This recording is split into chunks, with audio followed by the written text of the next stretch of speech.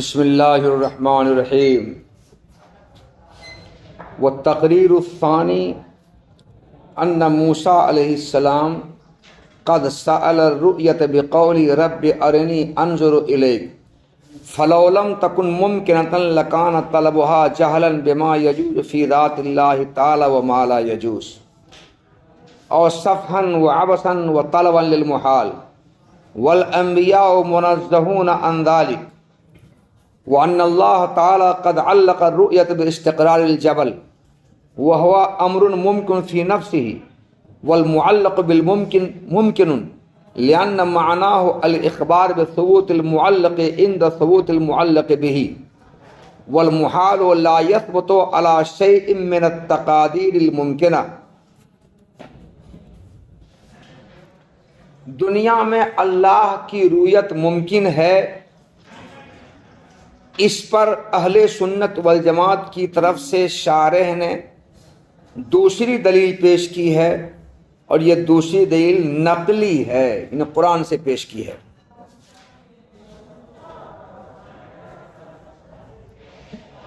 نقلی دلیل جو قرآن سے پیش کی ہے اس میں دو دلیلیں ہیں، مگر چونکہ دونوں دلیلوں کا ماخذ ایک ہی آیت ہے، اس لیے دو دلیل کے عنوان سے انہوں نے دلیل پیش نہیں کی ہے، بلکہ ایک ہی دلیل کے عنوان سے دلیل پیش کی انہوں نے. وہ قرآن پاک کی آیت جس آیت سے دنیا میں اللہ کا دکھائی دینا ممکن ہونے کو ثابت کیا ہے، وہ آیت کیا ہے؟ وہ آیت پڑھو. اعوذ باللہ من الشیطان الرجیم، بسم اللہ الرحمن الرحیم. فلما جاء موسیٰ لمیقاتنا، آگے پڑھو.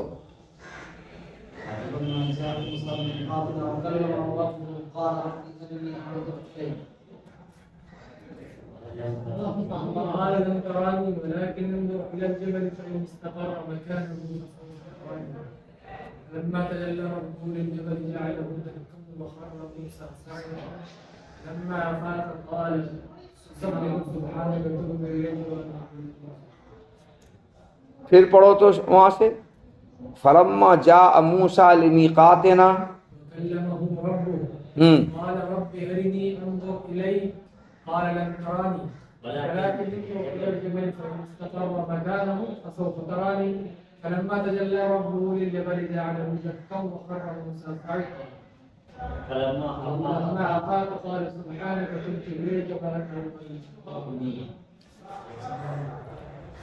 فلما جاء موسیٰ لمیقاتنا، جب موسیٰ علیہ السلام ہمارے وقت موعود پر پہنچ گئے، وَكَلَّمَهُ رَبُّهُ، اور موسیٰ علیہ السلام سے موسیٰ علیہ السلام کے رب ہم کلام ہوئے.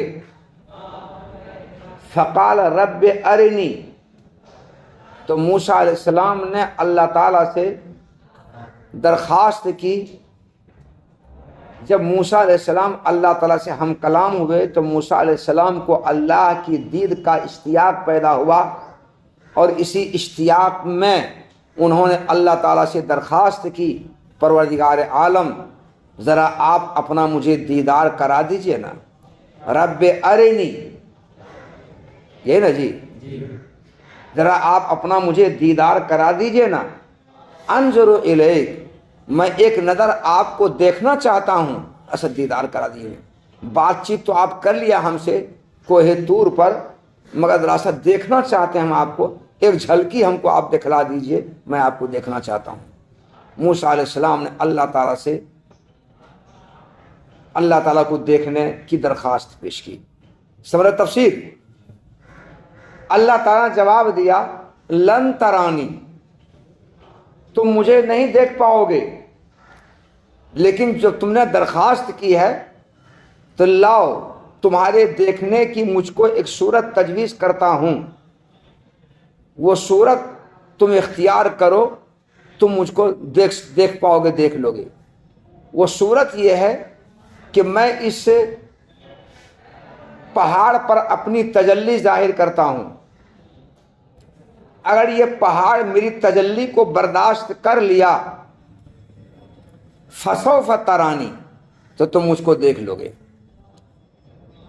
اگر میں اس پہاڑ پر اپنی تجلی ڈالتا ہوں، اگر اس پہاڑ نے میری تجلی کے بوجھ کو برداشت کر لیا، فسوف ترانی، تو تم مجھ کو دیکھ لو گے۔ تو اللہ تعالیٰ نے موسیٰ علیہ السلام کے دیدار کی درخواست کے جواب میں کہا لن ترانی ولکن انظر الی الجبل ان استقر مکانہ فسوف ترانی، البتہ تمہارے دیکھنے کی ایک صورت تجویز کرتا ہوں، وہ صورت یہ کہ یہ جو پہاڑ ہے، اس پہاڑ کو تم دیکھتے رہو، میں اس پہاڑ پر اپنی تجلی ظاہر کرتا ہوں، اگر اس پہاڑ نے میری تجلی کو برداشت کر لیا اور اپنی جگہ سے ہلا ولا نہیں، تو تمہارا دیکھنا مجھ کو ممکن ہو جائے گا، تم مجھ کو دیکھ لو گے، فسوف ترانی۔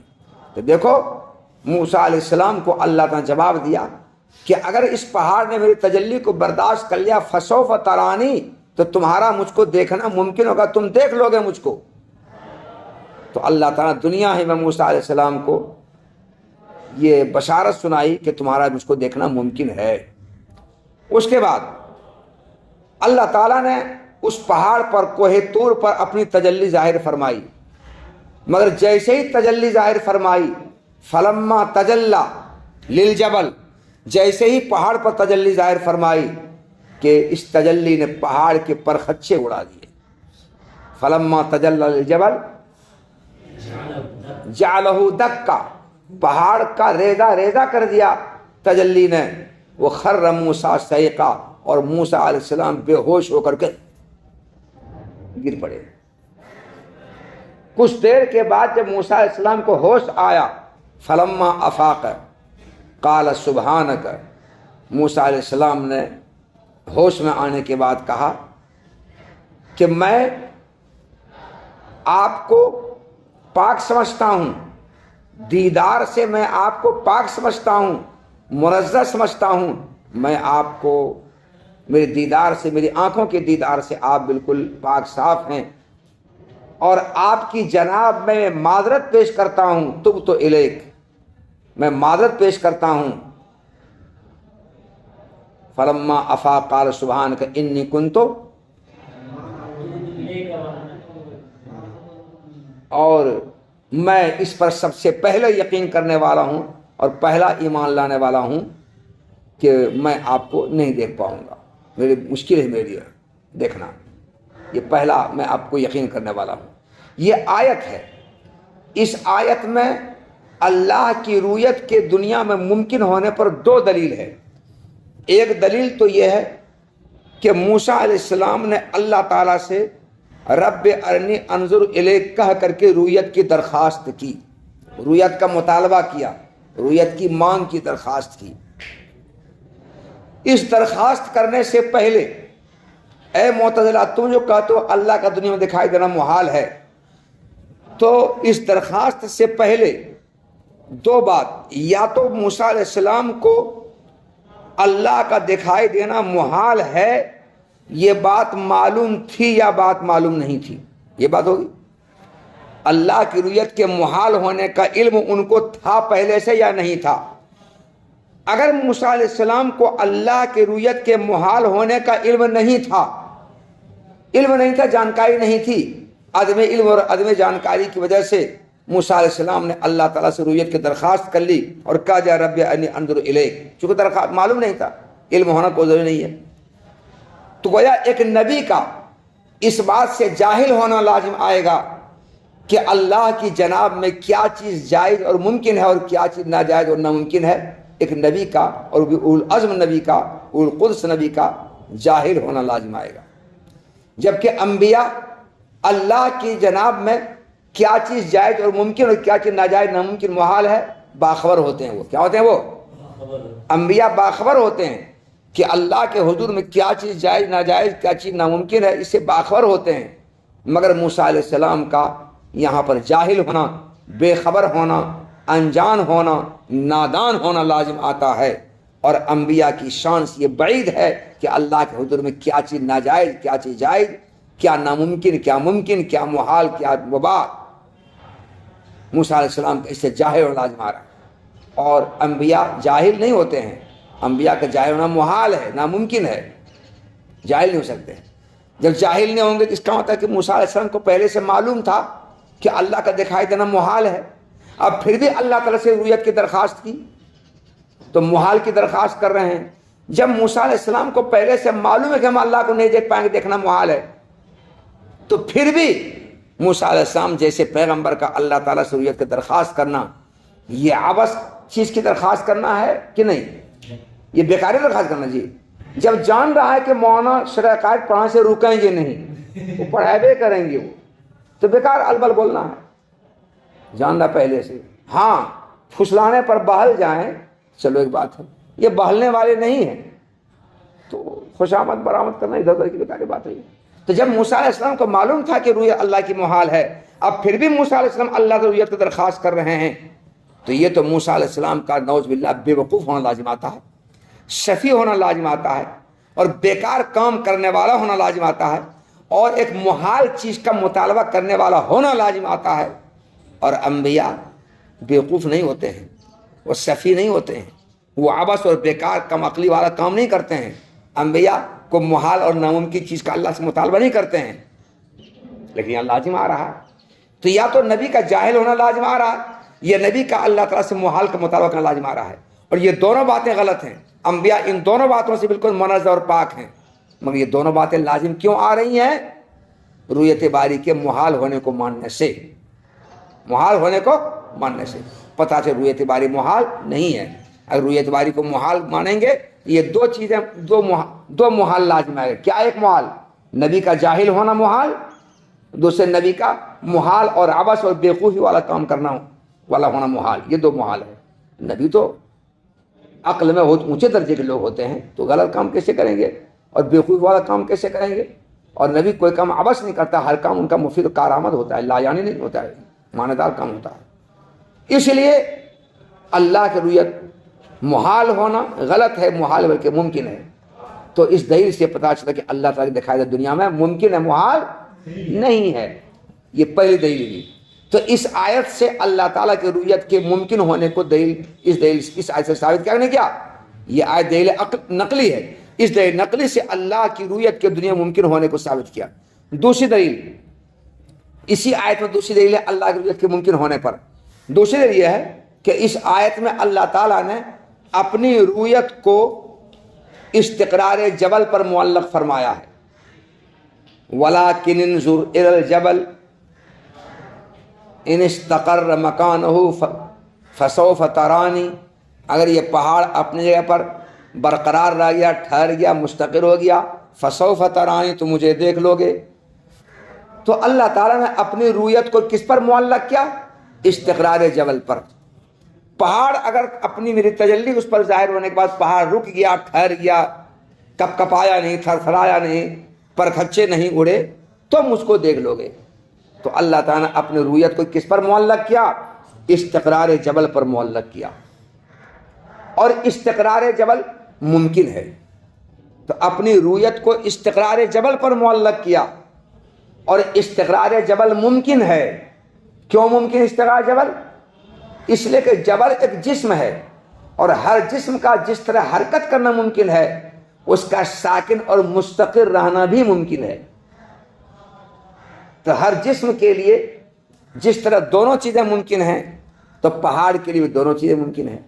اس لیے پہاڑ کا مستقر اور ساکن ہونا ممکن ہوا کہ نہیں ہوا؟ تو استقرار جبل اور سکون جبل ممکن ہے، اور اسی ممکن پر اللہ نے اپنی رؤیت کو معلق کیا ہے۔ تو استقرار جبل معلق علیہ ہوا یا معلق بہی ہوا، اور رؤیت باری معلق ہوا۔ اللہ نے اپنی رؤیت کو استقرار جبل پر معلق فرمایا ہے، اور استقرار جبل ممکن ہے، اور جو ممکن پر معلق ہو وہ بھی ممکن ہوتا ہے، جو معلق وہ بھی ممکن ہوتا ہے۔ اس لیے جب استقرار جبل ممکن ہے جو کہ معلق علیہ ہے، تو رؤیت باری بھی ممکن ہوگا جو معلق ہے۔ استقرار جبل کا ممکن ہونے کو دلیل سے سمجھا چکے ابھی ہم، اور رؤیت باری ممکن اس لیے کہ اللہ تعالیٰ نے معلق بہی کے ثبوت کے وقت معلق کے ثبوت کی خبر دی ہے۔ تعلیق کا مقصد، معلق کرنے کا مقصد، استقرار جبل پر رؤیت باری کو جو معلق کیا گیا ہے، اس تعلیق کا مقصد معلق بہی کے ثبوت کے وقت معلق علیہ کے ثبوت کے وقت معلق کے ثبوت کی خبر دینا ہے۔ گویا اس تعلیق سے اللہ تعالیٰ کا مقصد یہ ہے، وہ خبر دینا چاہتے ہیں کہ استقرار جبل جب ثابت ہو جائے گا تو میری رویت بھی ثابت ہو جائے گی۔ جب پہاڑ کا ٹھہرنا ثابت ہو جائے گا تو میرا دیکھنا بھی ثابت ہو جائے گا، تو استقرار جبل کے ثبوت کے وقت میں میری رویت بھی ثابت ہو جائے گی۔ اللہ یہ خبر دے رہے اس بات کی، تو گویا اللہ تعالیٰ اپنی رویت کے ثابت ہونے کی خبر دے کر اپنی رویت کے ممکن ہونے کو بتلا رہے ہیں کہ میری رویت ممکن ہے، کیونکہ جو چیز ممکن تو وہی ثابت ہوتی ہے، ناممکن ثابت نہیں ہوتی ہے۔ تو اللہ تعالیٰ اس طرح جبل پر اپنی رویت کے معلق ہونے کی خبر دے کر کے اپنی رویت کو ثابت کرنا چاہتے ہیں۔ اگر رویت باری محال ہوتا تو محال کی جتنی صورتیں ممکن ہوتی ہیں ان تمام ممکنہ صورتوں میں سے کسی صورت میں بھی محال ثابت نہیں ہوتا ہے۔ تو اگر رویت باری محال ہوتی تو کسی حال میں بھی یہ محال ثابت نہیں ہوتا، کیونکہ محال کے جتنی صورتیں ممکن ہوتی ہیں ان ممکنہ صورتوں میں سے کسی صورت میں محال ثابت نہیں ہوتا ہے۔ تو اگر رویت باری محال ہوتی تو استقرار جبل کے ممکن ہونے کی صورت میں بھی رویت باری ثابت نہیں ہوتی، مگر اللہ تعالیٰ استقرار جبل کے ثبوت کے وقت رویت باری کے ثبوت کی خبر دے رہے ہیں۔ پتہ ہے رویت باری محال نہیں ہے، ممکن ہے، تب نہ ثبوت خبر دے رہے ہیں۔ یہ دوسری دلیل ہے رویت باری کے ممکن ہونے کی دنیا میں۔ یہ دو دلیل الگ الگ ہے، مگر چونکہ دونوں دلیلوں کا ماخذ ایک ہی آیت ہے اس لیے ایک ہی دلیل کے عنوان سے دونوں دلیل شاعر نے ذکر کر دیا ہے۔ کتاب دیکھو، اور دنیا میں باری تعالیٰ کی رویت کے ممکن ہونے کی دوسری دلیل کا خلاصہ یہ ہے کہ موسیٰ علیہ السلام نے اپنے قول رب ارنی انظر الیک کے ذریعے باری تعالیٰ سے رویت کی درخواست کی ہے۔ سو اگر باری تعالیٰ کی رویت دنیا میں ناممکن ہوتی تو موسیٰ علیہ السلام کا رویت کا مطالبہ کرنا ان چیزوں سے جاہل ہونا ہوتا کہ اللہ تعالیٰ کی جناب میں کیا چیزیں جائز ممکن ہے اور کیا چیزیں ناجائز ناممکن ہے۔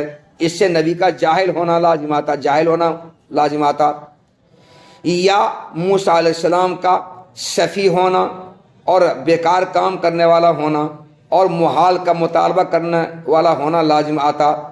حالانکہ انبیاء ان باتوں سے پاک ہیں، جاہل ہونے سے پاک ہیں اور محال کا مطالبہ کرنے اور سفیہ اور عبث اور بیکار کام کرنے والے ہونے سے پاک ہیں، مگر یہ دونوں باتیں لازم کیوں آئیں؟ رویت باری کو محال ماننے سے، اس لیے رویت باری محال نہیں ہے۔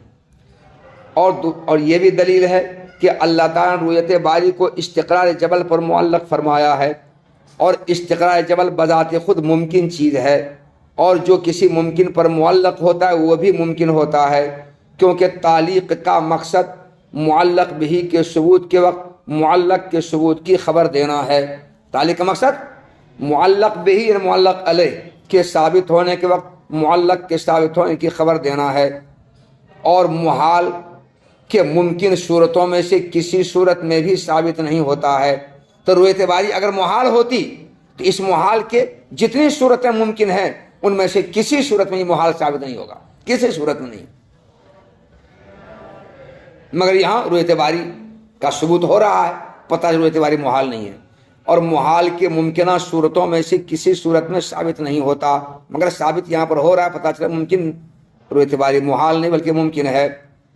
وَقَدْ اعْتَرَضَ بِوُجُوهٍ أَقْوَاهَا أَنَّ سُؤَالَ مُوسَىٰ عَلَيْهِ السَّلَامِ كَانَ لِأَجْلِ قَوْمِهِ حَيْثُ قَالُوا لَن نُؤْمِنَ حَتَّىٰ نَرَى اللَّهَ جَهْرَةً فَسَأَلَ لِيَعْلَمُوا امْتِنَاعَهَا كما علمه هو وبأن لا نسلم أن المعلق عليه ممكن بل هو استقرار الجبل حال تحركه وهو محال، وأجيب بأن كل من ذلك خلاف الظاهر ولا ضرورة في ارتكابه على أن القوم إن كانوا مؤمنين كفاهم قول موسى عليه السلام إن الرؤية ممتنعة وإن كانوا كفار لم يصدقوا في حكم الله تعالى بالامتناع، وأيما كان يكون السؤال عبثا والاستقرار حال التحرك أيضا ممكن بأن يقع السكون بدل الحركة، وإنما المحال اجتماع الحركة والسكون۔ ابھی جو دلیل پیش کی ہے نقلی دلیل قرآن سے، اس نقلی دلیل پر اعتراض کیا گیا ہے معتزلہ فلاسفہ کی طرف سے، اسی اعتراض کو شارح نے نقل کیا ہے اور پھر عجیبہ سے اس کا جواب دیا گیا ہے۔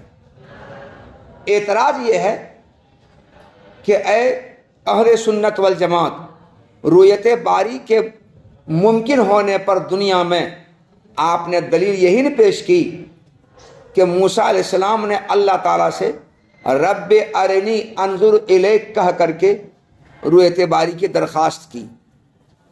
یہ رؤیت باری کی درخواست کرنا اللہ تعالیٰ سے موسیٰ علیہ السلام کا دلالت کرتا اس بات پر کہ رؤیت باری ممکن ہے۔ اگر محال ہوتا تو موسیٰ نے درخواست نہیں کرتے، اگر محال ہوتا تو درخواست نہیں کرتے، کیونکہ یا تو محال ہونے کو جان کر درخواست کرتے یا نہ جانے درخواست کرتے۔ اگر نہ جان کر درخواست کریں تو موسیٰ نے جاہل ہونا لازم آ رہا ہے، اگر جان کر درخواست کر رہے ہیں تو محال کا مطالبہ کر رہے ہیں، دونوں چیزیں غلط ہیں۔ اس لیے رؤیت باری محال لیول کی ممکن ہے، یہی دلیل پیش کیا آپ نے۔ اس پر میرا اعتراض یہ ہے کہ رؤیت باری کی درخواست موسیٰ علیہ السلام نے اللہ تعالیٰ سے جو کی تھی وہ اپنے لیے درخواست نہیں کی تھی بلکہ اپنی قوم کے لیے کی تھی۔ اگر اپنے لیے درخواست کرتے تب بھلے آپ کا یہ اصطلاح صحیح اور درست ہوتا، مگر انہوں نے اپنے لیے درخواست نہیں کی تھی بلکہ اپنی قوم کے لیے کی تھی، کیونکہ قوم نے کہا تھا ربنا ارنا اللہ جہرتن، کیا ہے ربنا ارنا جہرتن؟ یہی ہے ارنا اللہ جہرتن، ہے کہ نہیں؟ جب ہے تو تم پھر یہاں ہٹ کر وہاں کیا چلے گئے؟ کہیں بھی ہے، یہاں ہو کہیں ہے، ہم یہ تھوڑے کریں یہیں پر ہے۔ ارنا اللہ جہرتن کہیں ہے کہ نہیں ہے؟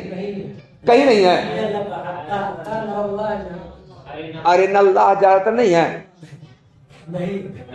کہیں نہیں ہے۔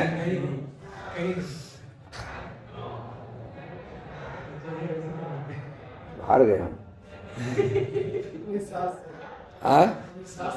چار گئے۔ چلو جی، ہار گئے، تم جیت گئے۔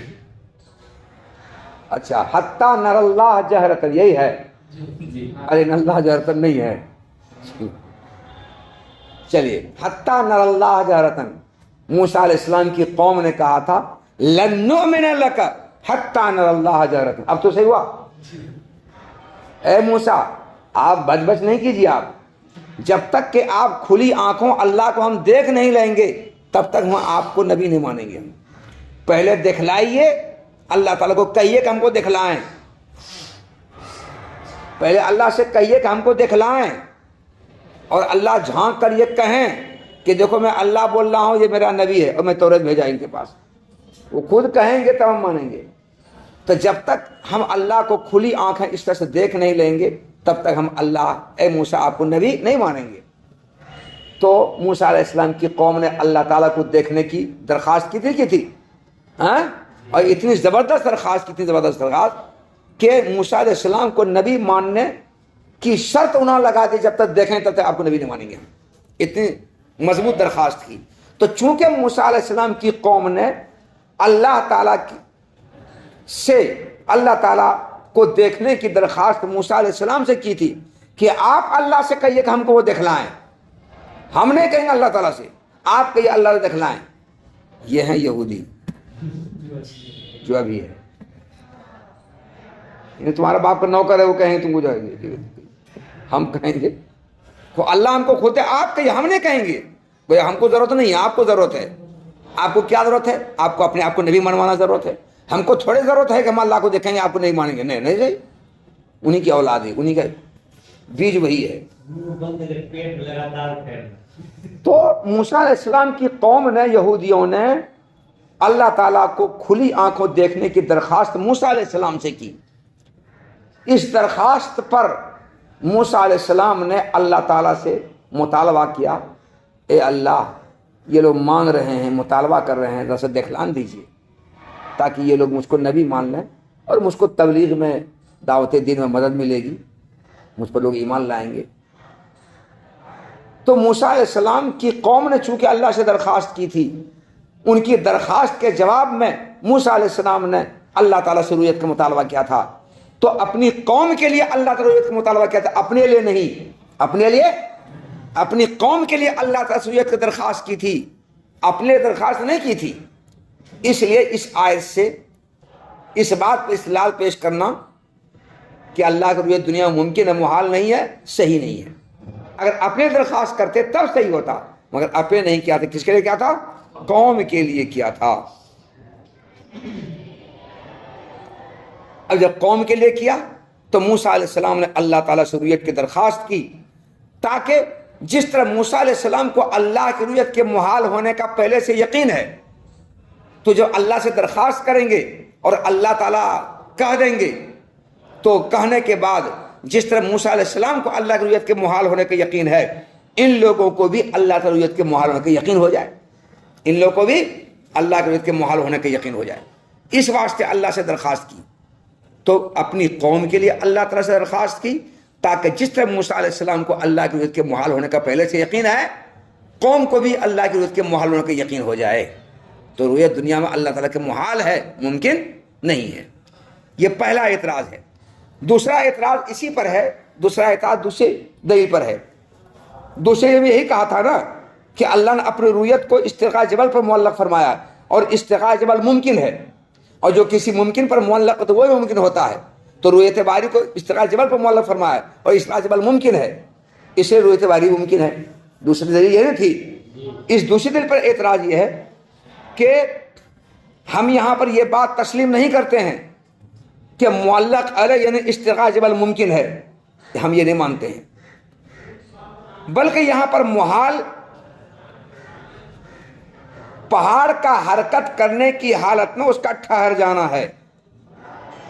یہاں استقرار جبل سے مراد استقرار جبل حالت تحرک ہی ہے، پہاڑ کے حرکت کرنے کی حالت پہاڑ کا ٹھہر جانا، یہ یہاں پر استقرار جبل سے مراد ہے۔ اور بے شک پہاڑ کا حرکت کرنے کے حالت میں پہاڑ کا ٹھہر جانا اجتماع ضدین کو مستلزم ہونے سے بے شک محال ہے۔ یہاں استقرار جبل سے مراد پہاڑ کی حرکت کے تھم جانے کے بعد پہاڑ کا ٹھہرنا مراد نہیں ہے، بلکہ حرکت کرنے کی حالت میں اس کا ٹھہرنا مراد ہے، اور حرکت کرنے کے حالت میں پہاڑ کا ٹھہرنا، استقرار اور ساکن ہو جانا اجتماع ضدین اس کو مستلزم ہونے کی وجہ سے محال ہے۔ یہاں استقرار جبل سے یہ مراد ہے۔ استقرار جبل یہاں پر مطلق نہیں ہے، بلکہ استقرار جبل مقید ہے، یعنی استقرار جبل بے قید حالت تحرک ہی، یہ مراد ہے۔ اور استقرار جبل بے قید حالت تحرک ہی محال ہے کہ یقیناً محال ہے۔ ارے حرکت کر رہا ہو پھر بھی ٹھہر جائے، محال ہے نا، حرکت کر رہے ہو پھر بھی ٹھہر جائے، محال ہے، یہ کیسے ہوگا؟ حرکت رکنے کے بعد نہیں ٹھہرے گا جی۔ تو یہاں استقرار جبل مطلق نہیں ہے، بلکہ استقرار جبل مقید ہے، اور مقید بقید حالت تحرک ہی ہے، اور استقرار جبل مقید بحالت تحرک بے شک محال ہے، اور اسی محال پر معلق ہے رؤیت باری۔ تو محال پر معلق رؤیت باری ہے، اور جو کسی محال پر معلق وہی محال، اس لیے رؤیت باری محال۔ یہ دوسرا اعتراض ہے۔ ان دونوں اعتراضوں کا مشترکہ جواب دیا ہے شارح نے، اے معترض یہ دونوں جواب آپ کا خلاف ظاہر ہے، یہ دونوں اعتراض آپ کے خلاف ظاہر ہے، آپ کا یہ دونوں اعتراض ظاہر کے خلاف ہے۔ کیسے؟ پہلا اعتراض ظاہر کے خلاف اس لیے ہے کہ اگر اللہ تعالیٰ سے رؤیت کی درخواست موسیٰ علیہ السلام کا کرنا اپنے لیے نہ ہوتا، اپنی قوم کے لیے ہوتا، تو موسیٰ علیہ السلام رب ارنی نہیں کہتے، رب ارہم کہتے، اور انظروا الیک نہیں کہتے، لینظروا الیک کہتے، یا ینظرون الیک کہتے۔ تو اگر موسیٰ علیہ السلام کی اللہ تعالیٰ سے درخواست کرنا رؤیت کی اپنے لیے نہ ہوتا، اپنی قوم کے لیے ہوتا، تو موسیٰ علیہ السلام رب ارنی نہیں کہتے، کیا کہتے؟ رب ارہم، اور انظروا الیک نہ کہتے بلکہ ینظرون الیک کہتے۔ مگر ضمیر وہاں پر واحد متکلم کی ہے، پتہ چل رہا ہے ضمیر کے لانے سے کہ رؤیت کی درخواست اپنے لیے انہوں نے کی تھی، قوم کے لیے نہیں کی تھی۔ اس لیے آپ جو اعتراض کر رہے ہیں وہ اعتراض زبردستی ہے، ظاہر کے خلاف ہے۔ ظاہر آیت یہ بتلا رہی ہے کہ اپنے درخواست کی تھی، قوم کے نہیں کی تھی۔ اچھا جی، دوسرا اعتراض آپ کے ظاہر کے خلاف اس لیے ہے، دوسرا اعتراض ظاہر کے خلاف اس لیے ہے کہ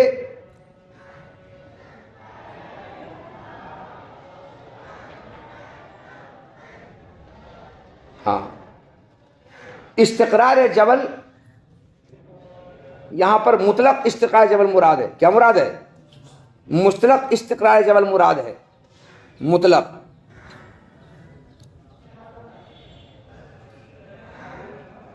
ہاں جی، مطلق استقرار جبل مراد ہے، مقید استقرار جبل مراد نہیں ہے. اور جب مطلق استقرار جبل مراد ہے تو اس استقرار جبل کو استقرار جبل بقید حال تحرک ہی کہنا اور حرکت کرنے کی حالت کی قید کے ساتھ مقید کر کے استقرار جبل کہنا یہ صحیح نہیں ہے. مطلق یہاں پر ہے تو ظاہر آیت سے معلوم ہوگا یہاں پر مطلق ہے اور آپ اس کو مقید کر رہے ہیں اور مقید کر کے کہتے ہیں کہ استقرار جبل بحال تحرک ہی مراد ہے اور یہ ہے محال.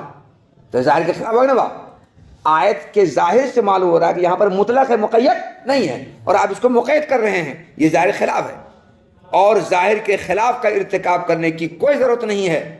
اس لیے یہ دونوں اعتراض آپ کا غلط ہے. یہ دونوں اعتراض کا مشترکہ جواب دیا. جواب دیکھو، وقد اعترض، اور بے شک چند طریقے پر ان دلائل پر اعتراض کیا گیا ہے.